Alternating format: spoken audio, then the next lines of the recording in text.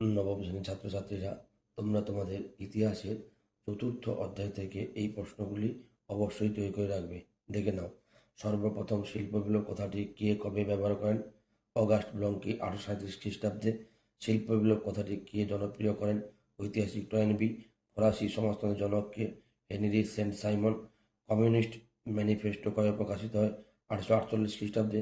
নানকিংয়ের সন্ধি কবে হয়? 1842 খ্রিস্টাব্দে। বৈজ্ঞানিক সমাজতন্ত্রবাদের প্রবক্তাকে?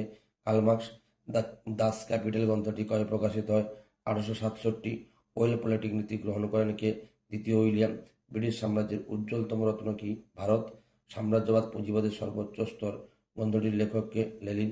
তরমুজের মতো খণ্ডীকরণ করা হয় কোন দেশকে? চীনকে। ট্রিপল আঁতাত কবে গড়ে ওঠে? 1907 খ্রিস্টাব্দে। ইউটোপিয় গ্রন্থের লেখককে? টমাস মুর। কোন দেশে প্রথম শিল্প বিপ্লব হয়? ইংল্যান্ডে। কোন দেশ বিশ্বের কারখানা নামে পরিচিত? ইংল্যান্ড। ভিডিওটি ভালো লাগলে লাইক কমেন্ট শেয়ার করবে এবং চ্যানেলটিকে সাবস্ক্রাইব করে আমার পাশে থাকবে।